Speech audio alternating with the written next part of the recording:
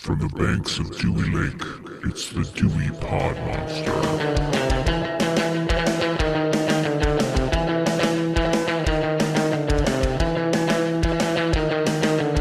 All right, welcome back to the Dewey Pod Monster Podcast. This is your podcast about consumption. On this show, we talk about movies, we talk about beer, we talk about really whatever the hell we want. My name is John, and with me is my co-host Sean.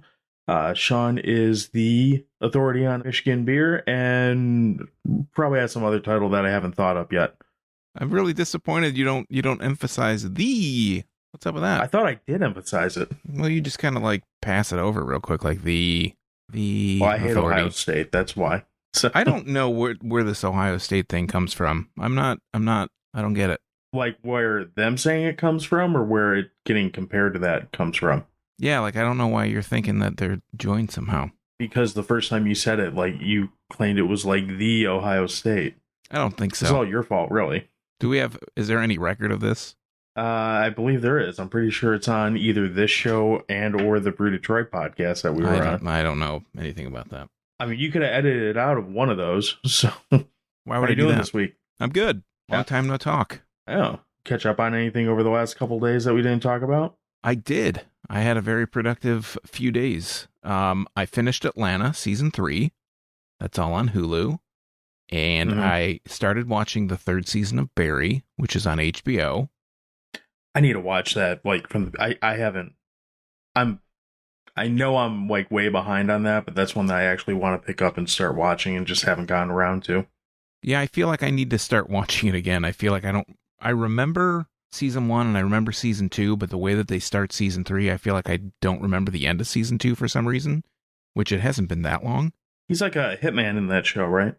Yeah, Bill Hader is a former Marine or something and turned hitman, turned actor, but he still carries out hits while he's trying to do his actor thing. Has As he Henry do. Winkler in it? Yeah, as most people do. I watched the Tony Hawk documentary, the new one, Until the Wheels Fall Off. It was on HBO. I think it debuted a month or two ago. Mhm. And then I watched a documentary on Amazon. I think it was on Amazon, or maybe it was like on IMDb or something. I don't know if I even want to mention it. It's called Girl 27. It's a documentary. It's like the backstory of this woman that was raped at an old Hollywood party in like 1937 or something, and the trial and everything. And they interview the lady, and I want to say it was in early 2000 because I won't give it away. They found her, and they interviewed her. It was interesting, but it just kind of dragged on after a while. I was like, okay, I felt like the story was more interesting than the end result the documentary came to, but it was interesting, but it felt like it was maybe 20 minutes too long. Sounds kind of depressing. Yeah, I kind of like to watch depressing documentaries. It's kind of my thing. Well, I do too, but I usually rapey stuff. I'm okay with murdery stuff, but rapey stuff doesn't usually hold my interest. So They don't really, I mean, that's not what it's all about, but they kind of go, old Hollywood and the MGM specifically, the police like were basically owned by MGM. MGM could do whatever they wanted. They hired sure. underage girls to be dancers in movies and just all that kind of stuff, and parties where they would hire these girls that were dancers to show up and basically, please, not necessarily please men, but were eye candy and arm candy for men who sometimes took it too far. Like, I'm not making excuses for it, but that's the gist of it. Okay. So I watched they called it a documentary. I'm not sure if it actually qualifies as this. It was some countdown of the 10 scariest monsters in America. It was basically a countdown of cryptids, which Okay. kind of interesting, but the people they had that were quote unquote experts, half of them were labeled as like so-and-so content creator. I'm like, so am I an expert at this point? Hey, I'm the authority on Michigan craft beer, so you could be an expert at anything. I guess. Only disappointment with it is that although Bigfoot was number one, no real shock there. There was no mention of the terrifying Dewey Pod monster. There was just a bunch of cryptids that actually have like a reputation. Were they all American cryptids, or were they from around the world? They were just American, right? They're just American. It was all I mean, if you pay attention to most, there's like a couple ghost story ones, which I was like, that's not really a cryptid, that's a ghost story. But it was, the Jersey Devil and Mothman and the Wendigo and the usual, the Chupacabra, usual suspects of cryptids. What about the Nain Rouge? Which one was it? Is that one from Tennessee? No, it's Detroit. Oh, no, they didn't do that. They talked a little bit, like they made mention of the Michigan Dogman, but they didn't really talk too much about it. That was the only one that specifically referenced Michigan, which was a little disappointing, but, only so many cryptids in an hour and a half countdown, I guess. Yeah, it's only the top 10. I mean, to be fair. Yeah. And then I also watched Jackass 4.5, and if you thought there was full frontal male nudity in Jackass Forever, holy shit. Jackass 4.5, I swear there's like a dick out in every single skit that they do in that one. It sounds like the New Kids in the Hall. Oh, is there a lot in that much in that? It's just, I think it's the first episode, and I feel like there's maybe another, like episode 4 or 5. I know there's definitely like full rear nudity. You get to see Kevin McDonald's ass if you've ever been interested in what that looks like as he's like a 60-year-old man or however old he is. But yeah, good. I mean, there's some butts. I kind of feel like if you've seen one 60-year-old man's ass, you've kind of seen them all. Yeah, they're kind of a little amorphous a little bit, I guess. Not much, not a whole lot of shape. No, it's just varying degrees of sag and wideness, really. But yeah, that's all I really caught up on. I watched a lot of this week's UFC. Well, it's not, I don't know if it's not a numbered event, just their match on Saturday night, and that was frustrating because I don't know. I was talking to you a little bit about it. Did you watch it, or did you just kind of tune out? Yeah, I don't have ESPN Plus, so I didn't get to watch it. If you didn't watch it, I'm gonna ruin it because it's gonna piss you off if you do watch it. Holly Holm easily won 4 out of 5 rounds in the main event fight, and they still gave it to what's her name, Vera, I think it is, split decision. And it was, sometimes if you start watching UFC, some of those split decisions, you're like, that's a real fucking questionable decision. This was by far the worst one that I ever seen. Not even close. But whatever, I didn't have any money riding on it, so I can't be too pissed, I guess. They had an issue with the last event, didn't they, with judging, or the one that like Cormier commentated on? I don't know if he did this one or not, but I feel like the last one there was like a really wonky decision, like the main event or something was really weird. Weird thing with the weigh-in at the last one because that's right. What's his face, the champ? Yeah, Oliveira was half a pound over, so that was weird. And I still haven't gone back to watch this one, but I heard the Thug Rose fight was that fight was just really boring and weird from top to bottom too. But I haven't gotten around to watching it. Yeah, I saw that. That's the one I'm thinking of. That was the one I saw that seemed like the decision. Everybody thought that it went the other way than what the actual judge's decision was. From what I heard, that she basically just outlasted her for 5 rounds, and there wasn't really much of a fight. It was just them kind of circling the whole time. But I haven't gone back to watch that one yet. So what do I know? You know what I do know about? No, what do you know about? I know about monsters in squad form. Squad formation monsters? Yeah. So this week we do have a topic. We're not going to just fumble around. I don't see either of us drinking a beer right now, so we might be a little more coherent by the end of this.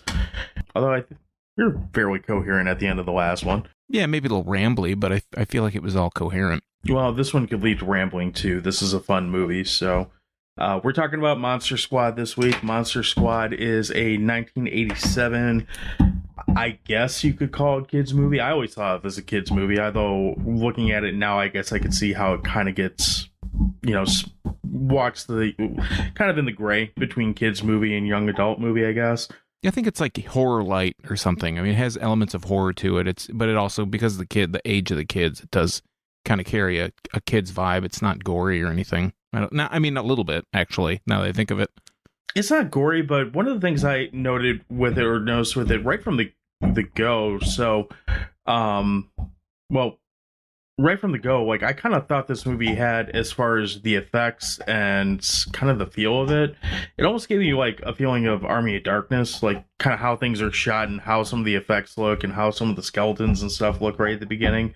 Now, granted, that part of the movie doesn't really last for very long, but my initial thought was, wow, why is this feels a lot like the effects from Army of Darkness. And part of what I was doing when I was kind of getting ready for this episode, I watched Wolfman Has Nards, which is a documentary about the movie made basically by the cast. And I listened to an interview with Frank Decker, the director of the movie. And I guess when they were shooting this, Sam and Ted Raimi's office at Universal was literally right across the hall from where Frank and Shane Black's offices were for whoever carried this one. So who knows, maybe some creative input kind of bled from one side of the hall to the other. Yeah, just to mention, Fred Decker wrote and directed this. He wrote it in conjunction with Shane Black. Fred Decker, you might know him. He's mostly known, he has directed a few movies, but he's more known for his writing. He wrote Night of the Creeps, RoboCop 3, House, and House 2. Like I said, he's known more for his writing. Shane Black, if you're not familiar, Shane Black wrote Last Boy Scout, Iron Man 3. I think he directed Iron Man 3. Did he do the second Die Hard movie? He has Christmas themes are really big in his movies. He did The Nice Guys with Ryan Gosling and that fat guy, Russell Crowe. Frank Decker also directed Night of the Creeps and RoboCop 3, Yes. and he also did work on the Tales from the Crypt series for a while. He's definitely if you get into like this level of horror, he's definitely a name that you're probably going to know. And if you don't know Shane Black's name, I don't know if I can help you at this point. I mean, he's been a Hollywood fixture for better or worse for 40 years at this point. Yeah, probably. I would say he's probably the bigger name, like the more well-known name, because he at this point for sure. Yeah, he's done some horror stuff, but he's also done a lot of action stuff. He was also one of the guys in the original Predator movie. And he directed the new one. That one of the things I was listening to with Decker is there's like a whole hour of that movie that just never got shot that was supposed to be in a director's cut. They just never did it because they were talking like another $20 million worth of work to be able to make this director's cut. And the way they saw it, they were like, well, this movie's already bombing. It's not worth putting 20 more million into. So why don't we get into what the plot, the summary of what this movie's about? Yeah. So I'm not going to read the summary on this one because I don't have it in front of me, but the basic plot of this movie is that Dracula is trying to bring back essentially the Universal monsters as his gang of cronies.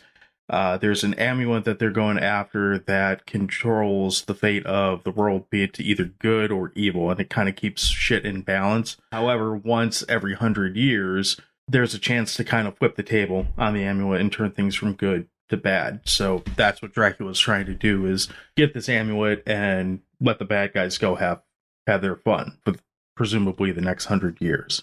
That leads us to, I don't know if they ever say what town it is. It doesn't really matter. Some small town in America where you have a group of kids who basically, they call themselves the Monster Squad. They're kind of I'm sure one of the things I really like about this movie is how relatable the kids are. Because I think there's if you're watching this movie, one of these kids you can relate to some degree or another, because there's a lot of similarities. They're kids who are into comics and monsters and horror movies and the such, and they basically form a little club, and they're the ones who discover that this amulet's a thing and that Dracula's coming to fuck shit up. Am I missing anything there? No, I think that's pretty spot on. The monsters that form Dracula's squad are obviously Dracula. We have Frankenstein's monster, Wolfman, the Mummy, and Gillman. Maybe also known as the creature from the Black Lagoon, as you said, like the Universal style monsters. So yeah, he's coming back to bring his squad back together and wreak some havoc. Yeah, aside from the Invisible Man, this pretty much covers all the major monsters from Universal. For the record, too, going forward, because I know the monster is not Frankenstein. That's the doctor. I just call him Frank because it's easier for me. So if you hear me referring to someone as Frank, I'm referring to the monster from Frankenstein. Frankenstein's monster? Yeah, I just call him Frank. I've never heard that before. Okay. It'll take some getting used to, but I mean, I always, if anybody calls him Frankenstein, I think of the doctor, so I'll have to keep that in mind. Yeah, and I've always known that, but for whatever reason, I've always called him Frankenstein. It's just kind of, for whatever reason, it implanted itself in my brain and it's stuck, so somewhere over the last few years, because I do like going back and watching the old, like, the 40s movies and even the Hammer movies with Frankenstein and stuff in it, and I just started calling him Frank. It works for me. So yeah, I'm just giving you a hard time. I understand. That's fine, as I would expect. I like I said, I'd expect nothing else. So this movie gets a lot of comparison to apparently the cast doesn't like this, but the cast isn't on this podcast, so I don't really care. This movie gets compared to The Goonies a lot, and I honestly, I think that's a pretty fair comparison in a lot of ways. It's almost like The Goonies for kids who are like just barely too old to want to watch The Goonies anymore, if that makes sense. But it's a similar concept. Like, you have essentially an adventure story of kids going out and doing, crazy stuff. You got your chubby kid, your like leader kid, your tough kid. The other two, they're fine, but I usually just kind of forget about them. And you got the kid sister that are tagging along. All the kids are pretty well written for. I really like this movie. Feels like the kids are written in a way where I don't want to say they gave them the freedom to choose their own dialogue, because I think doing that for a bunch of 12-year-old kids would probably take forever to shoot. It feels like the way these kids talk to each other is very natural for how kids would talk. And even for some of the things that are pretty dated, like how the bullies talk to the kids, well, that's kind of how bullies talk. They're assholes. So hearing the things that they say, it all kind of fits for what's happening in the story. The kids are all casted pretty well. The main kid, Sean, the leader, essentially, he's got one of the best shirts that I've seen in a movie in a while. It just says Stephen King rules, which is a great... I wish he would have wore it through the whole movie. You have Rudy, who is the penny loafer wearing badass who might or might not have killed his parents. It's never really said for sure, but it's kind of hinted at through the movie for some reason. Is it?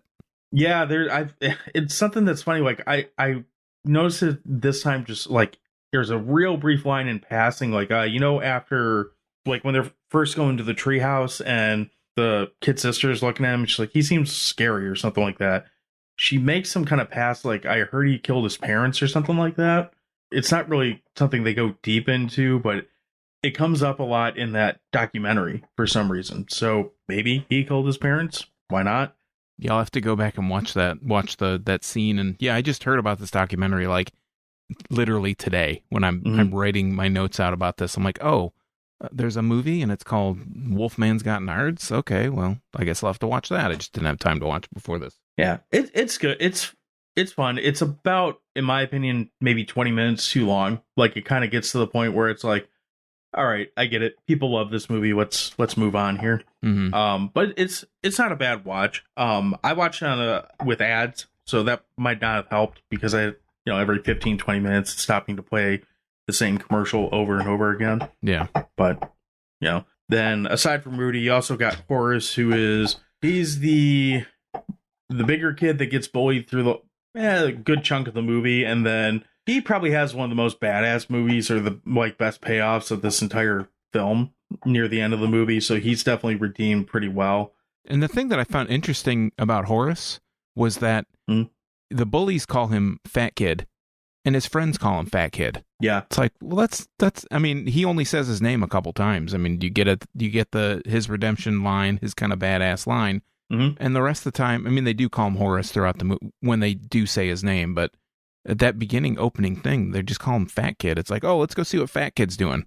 Well, they're calling him worse than that right when he's introduced, but we'll get to that, because that's in one of my I put it under meh, but I'll explain that later. But yeah, you got Horace in this, and he's one of the more easily relatable kids too, because I think if you're watching a movie like this, there's a good chance that you probably were the outcast or the weird kid or whatever that kind of found comfort in weird stories like this. And then the other three kids are all fine. There's Patrick, Eugene, and Phoebe, and none of them really kind of stick out to me any more than kind of being there.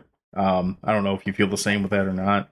I could do without Eugene. I don't know, he doesn't say any complete sentences. He speaks in stunted language, and he's definitely the youngest kid, and he kind of just appears in the treehouse, in the clubhouse, when they're talking about they're talking about what's happening, this plot, and he just appears, but they don't ever interact with him outside of this. So it's almost like they just needed another kid to throw in there. So I just don't like the fact that he doesn't speak in any kind of complete sentence throughout the entire movie. It's like this, that, that's how his sentence structure is. It's like 3 words most of the time. Yeah, pretty much. And yeah, I kind of felt that way with both him and Patrick. Like, all right, you're there, but do you need to be? I don't really feel like they add a whole lot to the movie, personally. Yeah, I feel like Patrick, because he plays that kind of friend role. He's like the support kid. But yeah, he's the AC Slater to the Zach Morris of the movie. No, that's an insult to AC Slater. I think AC Slater's a little cooler, but he. Well, I didn't want to insult Screech. Well, hey, let's not speak ill of the dead. But Patrick at least has a sister, so she plays a big role towards the end of the movie. And then opposite the kids, there's a couple characters that are non-monster characters that are kind of memorable. Like Sean's dad he plays a cop in the movie, and he's kind of feels like he's just filling in like the gap between like the two different groups of characters, but he does pretty well at it, start to finish. And then you also have the guy who is not making this up. He is referred to as scary German guy throughout the movie, who turns out to be kind of like, if Phoebe is the hero, then he's got to be like the B plot hero, I guess, since without him, like Dracula wins basically. Yeah, they wouldn't know what's going on without that guy. He translates Van Helsing's journal. And he drives them around. He's their chauffeur, essentially. Yeah. And then you have the monsters, which is probably what's going to be the more memorable roles in this movie, just because it's monsters. You got Duncan Rieger playing Dracula, and he is, for a movie that's more or less a kid's movie, he's kind of terrifying as Dracula. Like, he's a straight up sociopath throughout this movie. He calls a 5-year-old kid a little bitch, which is kind of funny. But he's pretty maniacal from start to finish. So Tom Noonan's, a sympathetic monster. Like, he fits the role. He doesn't have a whole lot of lines. He does kind of look like Bub from Day of the Dead for some reason, but whatever. That's not a negative in my book. The dude playing Wolfman is great because when he's a human character, he's totally conflicted and trying to get people to lock him up or shoot him. And then when he's playing Wolfman, he's straight up crazy, and he has nards. And then you have the creature, or Gillman. I always call him the creature. Gillman sounds like a Mega Man boss to me. So you have the creature, who is about as intense as any version of the creature from the lagoon that I've ever seen. I didn't know this till after the fact, but his suit, aside from his head, is all one piece. So once he was like glued into the suit, he was basically stuck that way for like 20 hours or so. No eating, no drinking, no taking a leak, nothing. Like, he was stuck in this suit for the whole day. That's one of the things that's in the documentary that's kind of entertaining to hear about. Last of our group of monsters is the Mummy, and this is the one that this one deviates the most from the Universal look. He looks more like when you say like what a mummy looks like, this is a lot closer to like what you picture in your head, like just of the stereotype idea of what a mummy is in a horror movie. But it works. He's kind of not really scary. He seems like the least effective of all the monsters, but he works for what they have him doing. And the cast of this movie, just to kind of make clear, this movie is like a who's who of, oh, that guy, or oh, that lady. These actors are recognizable if you've watched any 80s movies, basically, or 90s, or, even today. So we've got, as you mentioned, Sean's dad is Stephen Mocht, who was in Graveyard Shift, and if you see his face, you'll totally recognize him. We have, these are just naming a couple. We had John Grease, who plays the Wolfman pre-transformation. If you don't know who that is, you might know him as Uncle Rico from Napoleon Dynamite. We have Tom Noonan plays Frank. You might know him as Kane from RoboCop 2, my favorite role of his, or Bad Guy with an Axe. I don't know what the actual official name is in Last Action Hero, but he's one of the bad guys. He has the big sickle or the big axe or whatever it is. We've got Leonard Semino, who plays a scary German guy. He's been in a ton of stuff. And the mom, Sean's mom. She was in Night of the Creeps, wasn't she? I think she was like the mom character in the 50s scene in the Night of the Creeps, I believe. She could have been Mary Ellen Trainor, but she's been in a ton of stuff. Yeah, but everyone really plays up to each part well. Like, there's no point where this movie feels forced or campy. I mean, it might be a little campy in the sense that I think that might have been what they were going for at times, but it doesn't feel campy in a way like like Night of the Creeps. Like, it doesn't feel campy in this like intentional kind of goofy satire type horror movie. It feels, the places where it's goofy, it feels like it's goofy because it's kind of a kid's movie. Right. It has to be a little bit goofy so that they can play the horror part up. You know, like you said, it's a kids movie. I mean, these are all the main, besides the monsters, all the main actors are kids. So it can't be played to the hilt. It has to be a little pulled back. I feel like. Yeah. No. But it's again, similar to Goonies, like it's pulled back, but it's still pulled back in a way that works really well for the story that they're telling. It's, like I said, for whoever doesn't want to hear that comparison, I mean, it's got a lot of the same feel from start to finish of how they're telling the story. And, you know, it's similar to, like, again, if you like a story like Stranger Things, same type of concept. In fact, Deckard was saying that they approached him about making a Universal Monsters show right after Stranger Things came out, and he turned it down because he said he didn't want to be the guy who ripped off the thing that was ripping him off. So what is the connection here to the Universal Monsters? Like, I don't know the backstory of why they're using these characters or how they're able to use these characters. This isn't necessarily like a Universal movie, or are those? I mean, they're not open. They're not public domain characters at this point. Are they? They're public domain characters. Okay. They were then. So they've always been, as far as I know, they've always been public domain characters. So the original concept of this movie, and if you watch any of these docs, he brings this up all the time. It was like the Little Rascals meets the Universal Monsters was what they were going for. He was heavily influenced by stuff like the Groovy Ghoulies and Abbott and Costello Meet Frankenstein, and movies like that. So they intentionally set out to make a goofy movie about the Universal Monsters. The reason the monsters look the way they do in this is because they approach Universal to make the movie, and Universal turned them down. They couldn't stop them from using the name Dracula, Frankenstein, etc. But they do have likeness rights to each of the characters. So when they got shot down by Universal, they had to essentially redesign all the characters so that, Dracula still looks like Dracula, but not that Dracula, if that makes sense.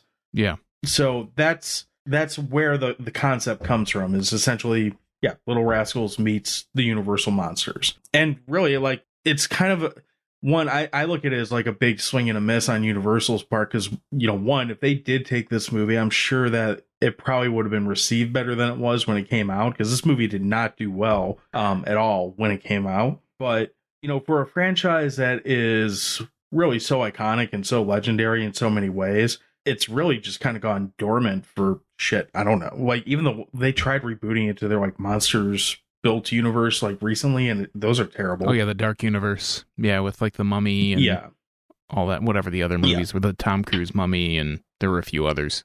Yeah, didn't they do wasn't that Benicio del Toro Wolfman supposed to be part of that too? Yeah, I think you're right on that. Yep. Neither of those are good, but that franchise has been pretty dormant for a while, and I feel like, in a franchise that's got movies like, again, Abbott and Costello Meet Frankenstein, or where some of the Hammer movies got, like when you got to Dracula, I think it's Dracula 76, where like Dracula's chasing around hippies and they're doing all kinds of like hallucinogens and shit like that. Some of those movies got pretty goofy to begin with. So I really feel like this would have fit into that catalog really well.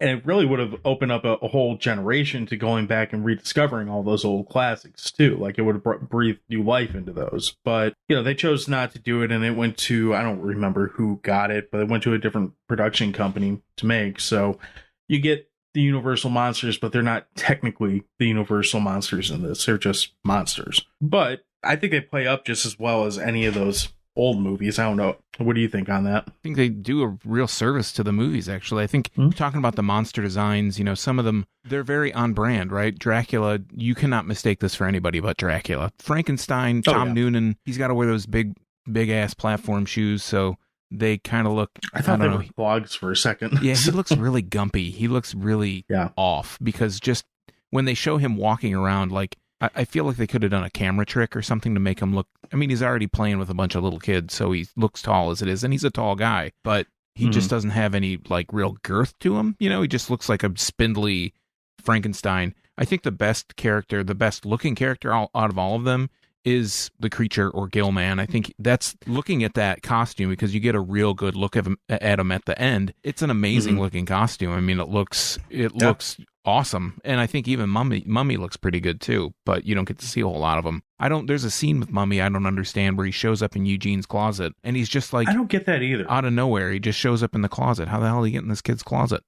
Yeah, and he doesn't do anything. He just stands there for, however long till the dad comes in, and then he just walks out the window. Like, why are you going there at all? I mean, it's a funny scene. I think the dad is funny. It's a really funny, representation, but it's kind of pointless. It's just, I think it's really to introduce Eugene, to be honest. But yeah. I think they did a really good job with Wolfman too, though. Like, his transformations they're not like on the level of we were talking about it a few weeks back, like American Werewolf in London being like the gold standard of it's not that. His transformations don't look painful to the point of like retching. They don't look comfortable, but they're the kind of transformation it's like close your eyes for 2 seconds. Oh, he's Wolfman now. Yeah. Well, I mean, this was Stan Winston, surprisingly. Yeah. Stan Winston's doing a kids movie basically, and all the effects from transformations to like matte work where they have Dracula transform into a bat like via shadow where you don't really see him. They're all just really well done. I was really surprised. I haven't seen this movie in quite a while, probably at least 25 years, if not more. And it amazed me how well the effects looked. Number one, practical effects for the most part. And number two, just with them being practical, how well they looked. I mean, it was very convincing. Yeah. But I think they did really, what I was going to say with the Wolfman, like when you see his first transformation, he just pops up in the back of that ambulance. It's not really freaky, but it looks really well done for that kind of movie. But the scene where he's in the telephone booth and he's trying to warn Sean's dad about what's coming, that's just a really well shot scene and a really well executed effect through the whole process. So there's a lot of things in this that I like, as far as, I mean, without going in, I don't really feel like we need to go over the story too much more than what the high like vision overview is, just because that's kind of what it is. It's kind of an adventure story from there out. Some of the things I like seeing in it though, like I love seeing Rudy go through the school and just do things like stealing weapons, making bullets, and no one cares. Like, it's perfectly okay for this kid to be just like smelting silver, pouring silver bullets. If no one looks at this and bats an eye, it's perfectly normal in this school. I always thought that was pretty good. And like, I remember seeing this like probably like 10 years ago. I was like, there's no fucking way they would just let this kid make bullets in school. Yeah, there's a lot of things that go on in this movie. You can tell it's a product of like 1987. There's a lot of things that go on where some of the language, like some of the stuff that, especially right at the very beginning of the movie, use some of the terms they use, or you talk about the bullies. Well, not even just that, like when they're walking through they get called to that scene where they get called to the principal's office, and the principal's like, monsters aren't real, but science is, and science is cool, and all that kind of stuff. My favorite line in that scene is when the principal says, "I was a kid once. I thought monsters were cool." Yeah. And they leave the office and they're like, calling everybody gay slurs and stuff as they're walking down the hall. It's like, okay, I mean, at the time, hey man, when you're in Rome, all of us used to call each other names and things that maybe we're not too proud of as adults, but we were kids and they were kids too. So, but just some of it, I kind of look at it like that. And you mentioned the making the bullets, right? Grinding down steaks and stuff and wood shop and stealing bow and arrows and all this crazy stuff. But the thing that's great about that is that it's all foreshadowing. It's all setting up for like the either the ultimate or like the penultimate scene where they actually utilize these things. So it's cool that they show those. Sometimes they would show that and it's just kind of like a plot point, where they're showing it, but it's also it becomes a plot point. It is like it's a necessity to fight the monsters that they have to fight. Yeah, absolutely. And yeah, so there's other stuff that's funny too. Like I love that Sean's dad like comes home and sees him just sitting on the roof watching a movie in a drive-in. It doesn't say something like get the hell off the roof. He just sits out there with him and gives him a cheeseburger. You can tell they're kind of commiserating a little bit. Sure. And I'm a far cry from a parent in that I'm not one, but I'm pretty sure most parents don't want their kids sitting on the roof for any reason at night or ever. I don't know. Correct me. Am I wrong there? I mean, I don't know. You'd have to climb a ladder to get on my roof, but the The kids would have to climb a ladder, and I don't know if I trust them to do that. But at least in this movie, his window, it's like one of those windows where it goes out onto the roof, so he's not... It's a movie window where it's very accessible. Yeah, it's something you could easily get to, whereas I have never lived in a house... I've only lived in one house with 2 floors, and I have never lived in a house where a window went out to the roof, or had to climb a trellis for that matter. I lived in a house with 2 floors when I was a kid, and I always would see stuff like that in movies. And I was like, "What the hell? If I go out my window, I'm just falling. Like this isn't cool." Really, I'm face down on the front I really lawn. skimped out on the roofing here, Mom. But yeah, all these montages and stuff like that, though, all this stuff happens in pretty quick succession. Like this movie has only got like an hour and 20-minute runtime, and we both preach that all the time that is anymore a great thing. Like I'm fine with being in and out fairly quick. It doesn't take time to like lull and have, make you feel feelings for no real reason or anything like that. It's basically just trying to chug right along and hammer the story home in a reasonable amount of time. Yeah, I think that the hour and 22 is perfectly paced. Oh yeah. There is no extra fluff. There is no side plots that don't get wrapped up. It just flows. Like you watch the whole thing, it feels like it could just be a mini, not necessarily a mini series, but even just like a limited series on Netflix, a 2-episode thing, 44 minutes a piece, and boom, you're done. And with that, while the movie is an hour and 22 minutes, what is your impression on how long of actual in-world time does this movie take place over? So don't think about it too hard. Yeah, that's one of the problems with the movie, because they tell you when they find this book that the amulet's going to go off in 24 hours or something like that. It kind of plays like it's about 4 or 5 days though. Like it seems like they go back to the school and go home and kind of make a few trips around the block, for lack of better wording. So I think it's supposed to play out. Yes, it does. I think it's supposed to play. Actually, it can't play out in one day, because just on the Wolfman, he gets arrested, then gets out, and then gets shot, and then comes back again, through several nights. So yeah. Well, he even transforms back into a man. Yeah, and back into a werewolf. Because Dracula has him tied up. So yeah. By that logic, you're through. I mean, as far as I remember, full moons are one night, so right? You're through a couple it's not a lunar multi-night cycles thing. at this point. So I guess that's a plot hole in it. But I know it's supposed to be within one day, but it seems like they go through about a school week worth of time in the movie. I thought it was supposed to take place in a couple days, and I could see it being, I would say minimum, it would have to be 3 to 4 days. Oh, for sure. Between everything, from the start of it to the end of it, where the end comes. But I mean, this is like one of those movies where it just moves so well that you don't really question that very much. While you're watching it, you're kind of like, wait a second. You don't question it till you're an adult and have to think about it. There's no way that a kid's going to think about that, which is, again, the target audience here. It doesn't feel like there's 3-part story structure where you kind of build up and then you have that quick fall off. I mean, everything moves so quick, and that's a compliment. I sat and watched this on a Saturday night when I was pretty tired, but it went so quick that I couldn't even catch enough time to fall asleep. It just it totally kept my attention the whole time and just ran through the whole thing until it was over. So I really commend it for really moving the pace along. I still managed to fall asleep on it on Saturday night, but I finished it on Saturday morning without an issue. But I had several adult beverages that might have led to my falling asleep. So, and I didn't start it till after the fight ended, so I didn't start it till 11 o'clock,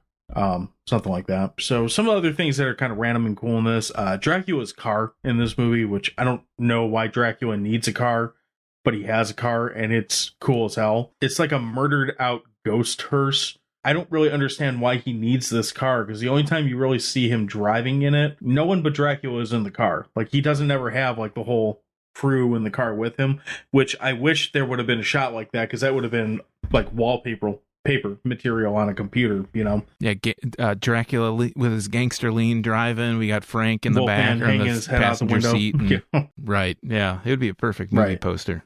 As opposed to the posters they ran with, which were not perfect. No, not so much. Right. But it's a really, really sweet looking car. And then you find out halfway through, because you see it for a split second right at the beginning of the movie. And then you see it again later. And that's where you find out that it's a ghost car. I'm like, so I mean, he's Dracula. You can basically essentially teleport? Does he even need the damn car, or is it just because it looks cool? Yeah, he's got multiple modes of transportation. He does not need to drive a car, and he treats it like shit. It's like an awesome car. It has a skull, a silver skull hood ornament. And when he pulls into one of the houses, he just like tears the back door off the hearse. Like, come on, dude, this is a nice car. You know, when you were talking about like the three act structure with this, one of the things that you see them go back to, it's almost like where they reset the story. The kids will all show up at this treehouse. I really like that because I didn't remember this, them saying this the last time I watched it, but I was watching this and they always have a dog in the treehouse with them. One of the two kids that I don't care about, either Patrick or Eugene, one of them's got a dog that follows them around all the time. And yeah, it's Eugene. Is it Eugene? Okay. I was sitting there watching, I'm like, how the hell did the dog get in the treehouse? Like, dogs can't climb trees like that. And then they do their little like moment where they all kind of put their hands in the middle of a circle and they like high five each other and kind of figure out their plan. And the dog throws his paw in there, and I think it's Rudy goes, "Hey, how the hell does the dog get up in this treehouse anyway?" I'm like, yeah, thank you. Someone actually called that out because I was wondering the same thing. So I like that little moment of, you know, again, as a kid, you would never question that. You would never look at that and be like, "What? How did a dog climb?" I mean, this treehouse is like a freaking mansion of treehouses. It's easily, you know, in the tallest oak in this neighborhood or something like that. So there's no way that a dog's getting up there. So that line really worked for me. The runtime being short's good too. Again, the way this movie flows from act to act with it, you have your act where your first act's basically just them kind of introing and telling you what's going to happen in the movie. Your second act is pretty short. It's the montage of them kind of getting ready to go fight the monsters. And that's also where you find out that, you know, Frank has a heart and he kind of gets wooed. Like that's a kind of a big plot point we haven't brought up yet. So it turns out that Frankenstein doesn't really want to go along with Dracula's plan to be the bad guys forever. He thinks that, you know, hurting people sucks. And so the little sister finds him like down by the pond, and he befriends her, and she, you know, gets to be part of the boys club now because she brought Frankenstein with her. And to mention, he is sent to kill her. I mean, essentially, Frank's job is to go kill this little girl, and he's like, "No, I'm good." Yeah. She kind of it plays nice to him, and they become fast friends. Yeah, it's kind of, I guess, a cute scene. It's also kind of like, would have been okay if he just like ate her too. That would have been funny. So, but then we wouldn't have the end of the movie that we have. So that happens in the middle of the movie in the second act, and you get your montage of how they're essentially gearing up to go fight these monsters. And then basically once Dracula goes out in his murder mobile, it's just like the end of the movie's on from there. In a span of like 4 minutes of movie time, we watch him blow up a cop car, blow up a treehouse, stick a dynamite in a cop's pants or something like that. Something crazy. Oh no, is that Wolfman that gets dynamite in the pants? He gets exploded and right. You know, all of his limbs. He pulls a T-1000. Everything gets sent in every direction. He pulls a T-1000 several years before we had a T-1000. Yeah, he pulls himself back together because he can't be. They definitely define that he cannot be killed with anything but a silver bullet. Which is actually a pretty entertaining like process to explore with it. Like it goes a little overboard with it, but it's fine. Once Dracula basically starts going nuts and starts like offing people, that's where we also see the kids start launching their counterattack. And I know we talked about this beforehand. Why don't you explain the scene that's coming up here when they go into the house? Because I know this has your line that is just so well represented in this movie. Yeah, so they have Frank and they're trying to infiltrate Dracula's house that he's living in, which it's like 666 something lane, you know, it's this abandoned mansion, and Dracula has basically found this amulet for Van Helsing's amulet, and they get in the house and Dracula explodes this wall in the basement, and the house, you know, part of the house comes tumbling down, and then all the monsters start coming. Dracula's brides start coming, Wolfman's there. We've got Dracula coming up the stairs, and the kids are trying to figure out how they're going to get out of this. Horace and Sean are having the discussion, and Sean just says, "Kick him in the nards." And Horace says, "Wolfman doesn't have nards." He says, "Just kick him in the nards." So he gives him a nice swift kick between the legs, and we get the titular, well, I guess it's not titular, but it is for this documentary. It's iconic. Wolfman has nards. Yeah, because Wolfman goes down like a ton of bricks. You know, I guess silver bullets and kicks to the nards are what you need to do to neutralize a Wolfman. I mean, at least slows him down. Yeah. And it's kind of one of those lines that's become like almost overkill with this movie. Like, it's like, okay, there's the line. Let's go on. But the first time you hear it, it's pretty damn great. Yeah. It's almost kind of gotten bigger than the movie itself. Absolutely. You know, the movie's pretty much known. If you say that line around anybody and they've seen this movie, they know exactly what you're talking about. I think a lot of people who haven't seen this movie even will recognize that. Yeah, maybe at this point. Yeah. Sure. So after we get out of that house or wherever the hideout for Dracula, this is probably my favorite scene with Rudy, because this is when he goes after his vampire chicks in the middle of the street, right? Yeah. They're the first offensive into the final battle. Yeah, so basically, Rudy says something along the lines of like, I bet I'm in your damn monster squad now, and essentially just goes out and straight up murders 3 women in the middle of the street. Single-handedly. Yeah, without too much of a problem. You get to see them kind of comically off the Mummy in a way that totally makes sense, and I don't remember if that's how you... The Mummy was never my favorite property of the Universal monsters. I usually ignore it, to be honest, so I don't really remember if that's how you kill them or not, but it works really well for this movie, and it definitely works for like a kids theme movie, how they get rid of him. What they end up doing is they're essentially, the Mummy chases them and kind of they're on the back of like a military jeep or something like that, some kind of open bed all-terrain vehicle. Yeah, it's almost like a Volkswagen thing or something, Essentially what they do is there's a thread of his wrappings that he's been kind of dragging around, and they show it pretty clear. Like every time they show him like limping through town in this movie, he's always got this 4-foot trail of bandages coming off of him. So Rudy basically just ties it to an arrow, and as they're driving, he has an impossibly aimed shot of shooting this arrow into like a telephone pole or something like that, and hitting it with enough force that it's not only going to stick while a vehicle is driving at least 50 miles an hour, if not more, in the opposite direction. So it's a little unbelievable now that I'm talking it out. But basically what it does, it just starts unwrapping the Mummy from the foot down, straight up through his body, and he's essentially reduced to just a skull and kind of useless. Again, I never really, of all the monsters that they do well in this movie, he's the only one that I'm like, there's really no real intimidation with him. The Brides of Dracula were more intimidating to me just because they look kind of freaky and creepy and whatnot when they're all walking up the street. I didn't really get that with the Mummy. He's just kind of there. But it's a well done effect, and it looks really good for this type of movie. I think the most unceremonious monster kill is for the creature, Gillman. He just gets blasted with a shotgun. He's kind of imposing a little bit, but he just gets blasted, and then I guess he's dead. That's got the best payoff at the same time. That's where Horace has his... Yeah, I mean, there's no special... Yeah, that's where Horace has his big, my name is Horace, while racking a shotgun. It's kind of disappointing in a way that he does go out that easily, because he's actually fairly intense in that scene up until that part. He pops out of the sewer hole and crushes a dude's head, no problem.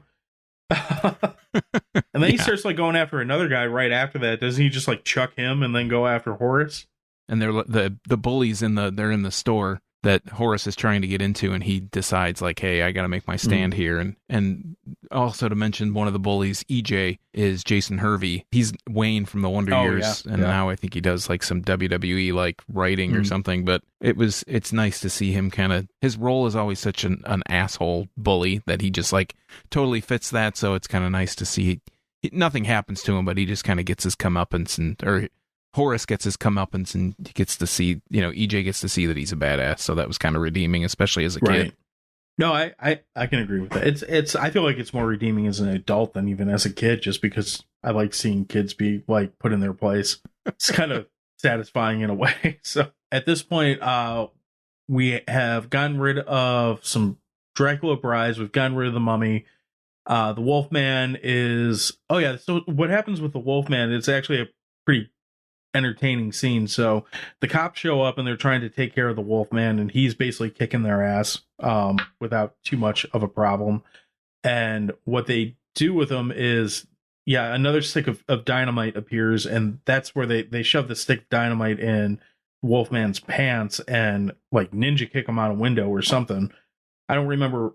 Yeah, Sean's dad takes care of him because they're in a fight in a book warehouse or something. So he gets blown to pieces, and like I said, does a T-1000 thing, gets put back together, and that's pretty much right after that is when Rudy like blows him away with the silver bullet, isn't it? Yeah, and one thing about the silver bullet, like how does that even propel itself? Because when he makes it, I mean, again, nitpicking, right? He's making a full casing. It's like the full bullet. There's no gunpowder in this bullet. He shoots it out of a regular gun. I mean, it's, again, nitpicking. I don't remember seeing where he got... Oh, no, he took the gun from a dead cop. Right. A police officer. Yeah, and he empties all the bullets from the revolver and puts this one single solitary silver bullet in there and takes out the Wolfman that way. Yeah, and it's pretty satisfying. The Wolfman's got a little, touching goodbye where he tells him thank you for shooting him, which is kind of fucked up, but...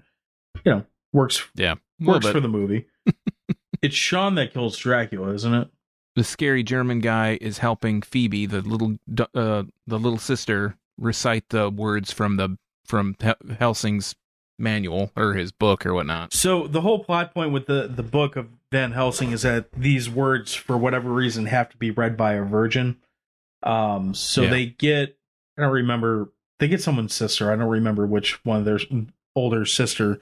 Patrick. They get Patrick's sister to try and recite it. They're trying to blackmail her. They're basically blackmailing a high schooler, saying, "Hey, we're gonna blackmail you over your virginity. Put a picture of you or whatever between, in the school bulletin board between the football team and the play tryouts or whatever it is." And she decides to go along with it. Well, they have her read the entire passage. And, she took German in high school, or she's taking German in high school, so they say. So she reads the thing with the help of the scary German guy, but it doesn't work because she's not a virgin, and she didn't want to come clean and tell him. So they get Phoebe to do it because she's 5 years old and hopefully and thankfully a virgin. And that's Eugene's whole... I don't even want to repeat his line because the way that he says it is just so... It's like the thing... Cringy. There's scenes or lines in movies that stick in your head and you just, hate them.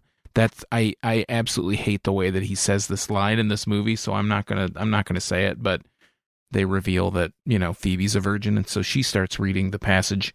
And I think while they're reading it, Dracula comes and he's able to come to her, and he's holding her up in his hand, like about to kill her, and Frankenstein comes from behind and tosses him, and he lands on a iron wrought fence post, basically, like it impales him on it. Yeah, and that's when one of them comes over and stakes him in the heart.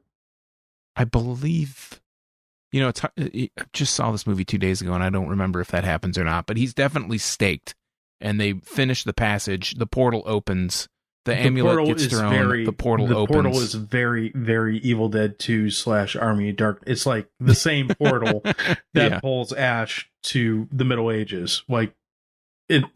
Exact same effect, which I appreciate. So yeah, once the portal opens, basically you're left then with Frank still there, and this is where you get the part where, depending on who you ask, I hear a bunch of people say this part makes them cry. I'm like, still a fucking monster. He's got to go back. I don't know about that. Yeah. I mean, when I was a kid, I think it was touching a little bit. This time when I watched it, I was like, okay, this is the end of the movie. I guess it's over. Exactly. But yeah, it's a touching, sweet, all that crap moment. He essentially what you see is he gets to say goodbye to Phoebe, and she gives him her little stuffed dog toy that she's been going around. And the last scene is him kind of spiraling through this portal holding a little stuffed dog, or the last scene of that. And then really after that, the only thing you see, isn't it like the army shows up or something, and they're like, "Who are you?" They're like, "We're the Monster Squad." Because Eugene sent where's Eugene? Because Eugene, they have a scene where Eugene's scrawling out this note to the... It says something like, "Send all the army guys," or... Yeah. Monsters are here, send help. Right. And these, of course, when everything's over, all the army guys, the tank, the, armor, the whole, rolling armor comes in. And they're like, yeah, where's Eugene? We're the Monster Squad. And then they play probably the absolute, I'm a master rapper and I'm here to say that I love Fruity Pebbles in a major way, bullshit, 80s white guy rapping who has no idea what rap is, Monster Squad rap, which will include, after our original, our normal Finnish music, but this is just like painfully describing the entire plot of the Monster Squad movie with, I think, like the music coordinator or something for the movie. The two songs that are in this movie are like... His name's Bert something, because I looked it up trying to get the stuff for social media started on this episode, and it's not loading in where I need it to load in, but his name's... I pulled it up the other day because I was like, oh, this song... I forgot how fucking horrible this song is, and that's still a thing that happens in movies to this day, where you just have this horrible like attempt at like child-friendly hip-hop song that is the same beat that's recycled for anywhere from like 4 minutes, 4 to like the entire runtime of the credits or some shit. I can't emphasize this enough. The music on this is like, if you remember Answering Machines, this is quality circa 1987. You could listen to this music and think it came from an Answering Machine tape that would play before you left your message, basically your voicemail. This is like a Radio Shack, awful music cassette tape. It was just, they're the worst songs. I don't know, but it's laughably bad. It's like so bad it's good almost. It's almost wrapped around. What's funny is, especially now that you're saying it, I remember the little like rap ditty at the end because it's so bad that I think rap ditty is appropriate. It's appropriate. Well, I can't. Respect. I don't know what else to call it, because it's not like, it's so bad.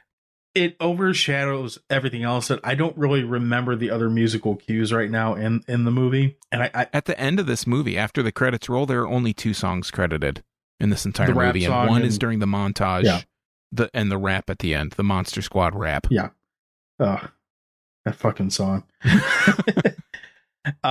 Maybe we'll put it instead of the normal music we finish out on. I think that'll be a good. I think we should lead out. We should lead out with the monster rap and then finish with the normal lead out song. So aside from the things we've already mentioned, is there anything that you disliked in this movie? No, I mean, just other than the nitpicking stuff, some of the language is kind of, it's a little blue. I don't know if it could be kind of used today in that same kind of language. The one thing I wonder, like, I don't have anything really bad to say. Like I said, I feel like it moves really well. It's really well paced. Some of the language is a little off. Some of the kind of technicalities on, like the how many days this is supposed to take place over, the silver bullet kind of thing. The one question that I have, and that I had watching this, like, I enjoyed this because it's a little bit of nostalgia because I saw it, probably around 88 or so, 89 on VHS. So it captured my attention, and I still thought, I still felt the same way about it now as I did then. But I kind of thought to myself, would a 10 to a 14-year-old today, would they still be into a movie like this? Could you make a movie like this and expect kids to go see it? I don't really see as much kids entertainment that's live action. It seems like most kid entertainment, if it's like this, it's on, it's on Disney Plus or it's on Netflix. It doesn't really make it to theaters. And I just wonder if a movie like this could get wide release that's made like this, made like this movie is. Would kids today relate to it? I also thought it was kind of interesting. They can't keep track of where any kids are because there's no cell phones. Right. So it's kind of seemed like, the kids just left and they were gone. Like nobody knew. The parents didn't know where these kids were. And, that's just kind of a sign of the times, I guess. Right. I was going to compare it like to a modern kids movie that's kind of like this, to like Hotel Transylvania, but that's animated. So if you want to keep it as live action, I bet you could make it in a way that kids would still like enjoy it. But if I had to take a guess, it probably wouldn't happen because I don't imagine that a studio would want to pay for it when they could just animate it or something like that and make it cuter and softer and all that type of stuff. I wonder if Dracula, the Mummy, Frankenstein's monster, Gillman, Wolfman carry as much cachet today as they did, 25, 35 years ago. I bet Dracula does. I don't know about the rest of them. Yeah, maybe. But because of Hotel Transylvania or something like that. Yeah, but I mean, also, look how, it's not Dracula, but as bad as the movie was, Twilight was a pretty big success. And it seems like every 3 to 5 years, there's some vampire movie that comes out and really does a good job or does really well in, box office numbers and all that crap. So it seems like, for better or worse, vampires still have selling power. I would love to see some of the other properties do, like, I would love to see a Creature from the Black Lagoon movie, like, today. Well, not directed by Guillermo, fucking Hellboy guy, Del Toro. Yeah, Guillermo del Toro. Yeah, I get it. He's great, but he's starting to get to like, all right, you're just like steampunk Tim Burton now. Please stop. I thought you would like that comparison. Well, now we have Doug Jones. Doug Jones could be Creature, like The Shape of Water. So he does a pretty good job in that role. I actually never saw that movie. I didn't really have a lot of desire to see it. So, well, they have that fish guy in Hellboy too, which I don't remember what his Abe Sapien. Yeah. But I would love to see, we've talked before, I'd love to see a new take on the Wolfman that's actually well done. But again, it seems like whenever a Wolfman movie comes out there, I don't think there's been a really good one since like 80s, early 90s, something like that. And they seem to always need to play him in that Victorian kind of era. Like you said, almost even steampunk sometimes. Right. It's like, I'd like to see it in a normal modern context. Yeah. And I'd like to see it not be, well, I don't know. That one probably be the most challenging, but I feel like if they get it right, it might be the most rewarding too.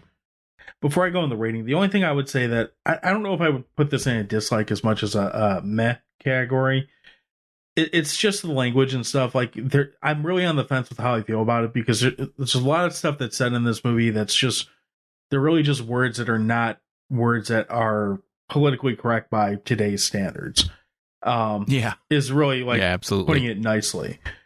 On the other hand, most of the things that are really shitty that they're saying is the worst things in this movie that are said by people who are the assholes in the movie. It's said by the bullies. It's said, it's how kids talk to other kids, whether it's correct or not. That's kind of what happens. So yeah, I'm not against a movie that, where it's weird is this isn't a movie that's supposed to be trying to hammer home a point like that. Like, it's not trying to make you, let's think about the context of how these kids are responding to these, insults, which, if this was a art house film that was trying to get some kind of point across about that, it probably could still fly. That's not what this is. This is a movie with a kid kicking a werewolf in the dick. This is not an A24 film, so that we're clear. Right. So thank God.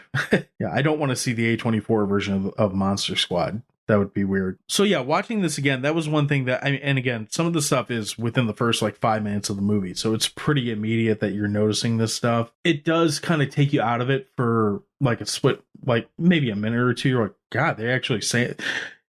My first reaction was I looked at it, I'm like, what the fuck is this movie rated again? Like, actually to pull it back up and find out, I was like, I thought this was a PG movie, and it's not. It's PG-13, so it's a little worse, I guess. But I mean, it's kind of a mix of like, well, this is a movie that's like 30 years old, and it's really how it's realistic in how it's being portrayed. So on the one hand, that's why I say I'm kind of meh on it. It's not right that they're saying this to these kids or calling these kids these things. On the other hand, it's kind of what kids do, because kids are little shits. Yeah, kids are assholes. So it kind of is par for the course. Yeah. As far as rating on this, I would probably give this probably 7.5 hot dogs out of 10 Wolfman nards. Yeah, I would probably give it a 7.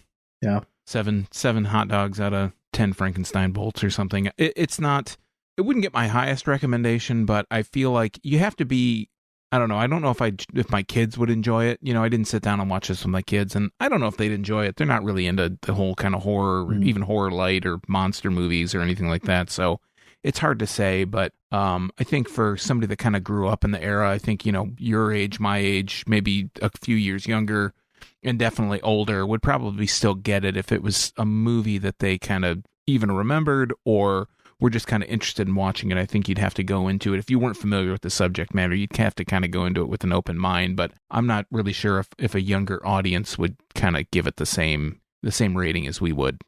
I got a buddy who I remember when they started bringing back the Muppet movies, he was like thrilled because he was going to take his kid to go see the Muppets. And, he loved them as a kid growing up and got tickets for opening night, took them, did the whole pop, all that shit.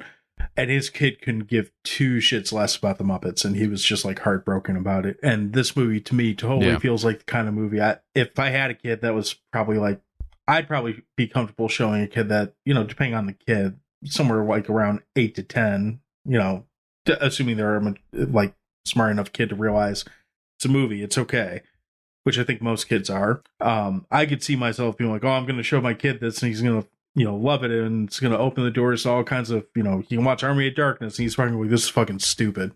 Yeah. What did I just watch? This is garbage. Right. I'm going to go back to watching YouTube clips of, someone else playing a video game or something. That's kind of what I would expect to happen. But I do think that this movie does have it. Like I said, the biggest thing it has going for it is that the characters, the human characters are all so relatable. And I think there's so much of I think that kind of transcends generations. Is you're always going to have kids that are picked on. You're always going to have kids that are weird. You're always going to have kids that feel like they don't fit in. And this movie's kind of got a character built into the main cast for most of those kind of kids. I'm sure if they remade it today, you would have a very, there'd be a lot more inclusion in the cast. Like you'd see not just a group of white kids running around, to say the least.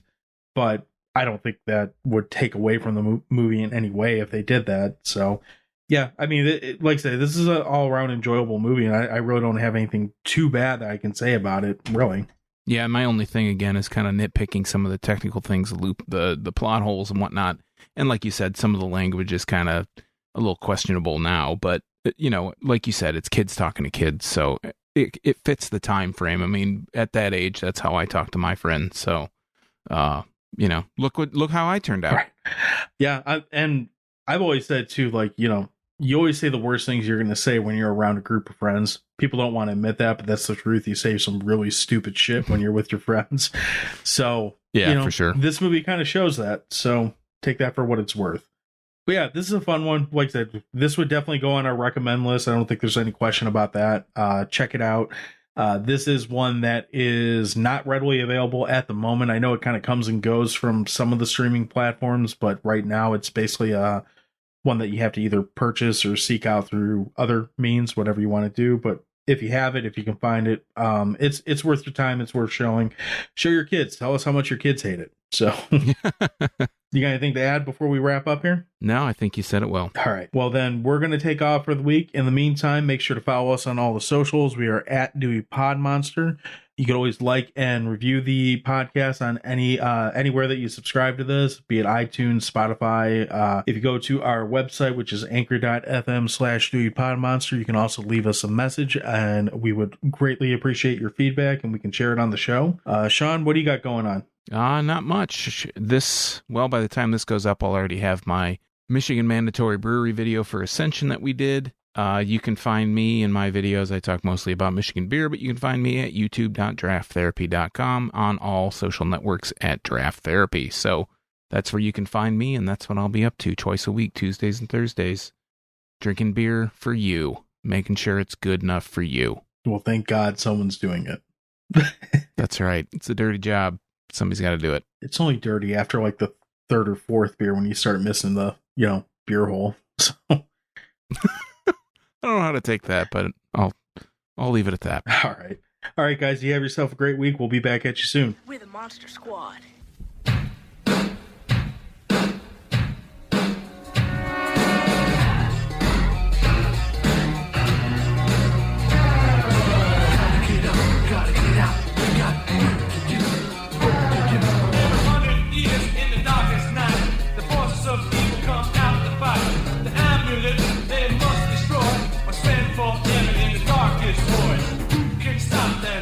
Who will stand up for the right? From the mouth of babes comes dynamite. The Monster Squad gonna groove tonight. First came Dracula, now the Wolfman too. Mummy and the creature from the Black Lagoon. We need silver bullets, we need wooden stakes. Normal stuff won't stop because they live on hate. Speak some magic words from a virgin's lips. Baby, that'll shake him, make him slip and trip. There's no turning back, gotta fight the fight. Yeah, the Monster Squad gonna get tonight. Monster Squad, we're the Monster Squad, and the forces of evil better run and hide. Monster Squad, we're the Monster Squad, and the forces of evil. Let's beware of the Monster